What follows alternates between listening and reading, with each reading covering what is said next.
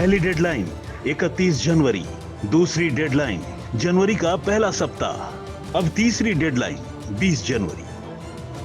तारीख पर तारीख, तारीख पर तारीख, लेकिन इंडिया गठबंधन में नहीं बन रहा सीट शेयरिंग का फॉर्मूला। आखिर कब होगा सीटों का ऐलान? कब चुने जाएंगे प्रत्याशी? किसको कितनी सीट मिलेगी? कुछ भी साफ नहीं हो रहा। लोकसभा चुनाव का काउंटडाउन जारी है, लेकिन सीट शेयरिंग पर सस्पेंस है कि खत्म होने का नाम नहीं ले रहा। सबसे पहले बात करते हैं कांग्रेस और आम आदमी पार्टी की। दिल्ली और पंजाब को लेकर दोनों पार्टियों में माथापच्ची चल रही थी कि अब आपने 5 राज्यों में सीट शेयरिंग पर शर्त रख दी है। सूत्रों के माने तो पंजाब की 13 सीटों में से आम आदमी पार्टी 6 सीट और दिल्ली की 7 सीटों में से 3 सीट देने को मान सकती है, लेकिन इसके बदले उसे हरियाणा में 3 सीट, गुजरात और गोवा में 1-1 सीट चाहिए, जबकि ये वो राज्य हैं जहां कांग्रेस अकेले चुनाव लड़ने का मन बना रही है। हालांकि पंजाब में स्थानीय नेता कांग्रेस और आप के गठबंधन के खिलाफ हैं। पंजाब में कांग्रेस और आम आदमी पार्टी दोनों के नेताओं को लगता है कि इस गठबंधन का फायदा बीजेपी को मिल सकता है, क्योंकि वहां नंबर 1 पर आप है तो वहीं कांग्रेस दूसरी बड़ी पार्टी है, जबकि बीजेपी नंबर 4 है। ऐसे में गठबंधन के बगैर लड़ने पर भी बीजेपी को कुछ खास फायदा होने वाला नहीं है। बिहार की बात करें तो यहां पर भी जेडीयू अपनी सीटों को लेकर अड़ी है। सूत्रों की माने तो बिहार में जेडीयू 17 सीटों की मांग कर रही है। ऐसे में इतनी ही सीटों की उम्मीद आरजेडी को भी है, जबकि कांग्रेस बिहार में 10 सीटें चाहती है। वहीं लेफ्ट पार्टी भी 4 से 5 सीट की उम्मीद लगाकर बैठे हैं। हमको मिनिमम 10 सीट चाहिए, कांग्रेस ने कहा।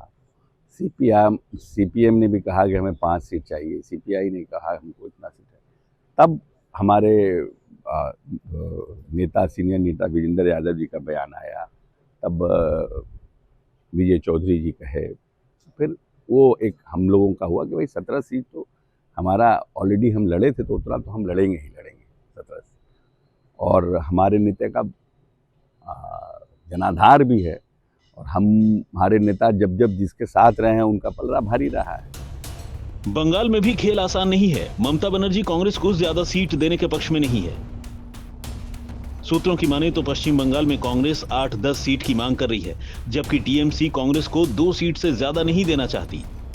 दरअसल पश्चिम बंगाल में पिछले चुनाव में कांग्रेस का वोट प्रतिशत करीब 5 था। सिर्फ 2 ही सीटें ऐसी थी जहां कांग्रेस ने 30% वोट हासिल किया था, और टीएमसी इन्हीं 2 सीटों को कांग्रेस को देना चाहती है। सबसे बड़ी बात, अब टीएमसी की नजर असम पर भी है। सूत्रों की माने तो टीएमसी असम की 14 में से 4 सीट चाहती है, जबकि कांग्रेस असम में अकेले चुनाव लड़ना चाहती है।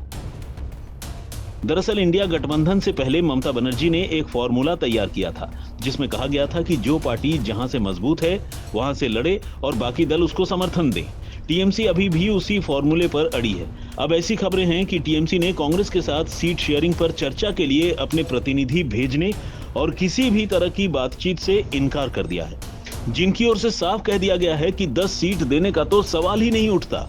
हालांकि पार्टियों के दिग्गज नेताओं को उम्मीद है कि जल्द ही सीट शेयरिंग पर मुहर लग जाएगी। सब समय पर हो जाएगा, चिंता मत करिए। सब समय पर हो जाएगा, चिंता मत करिए। मुझे उम्मीद है कि जो गठबंधन की बातचीत हो रही है वो अच्छे माहौल में बातचीत हो रही है, और उसका बहुत जल्दी आपको पता लग जाएगा। बहरहाल इंडिया गठबंधन की राह आसान नहीं है, जहां पूरा खेल सीट शेयरिंग के पेंच में फंसा हुआ है। आज तक ब्यूरो।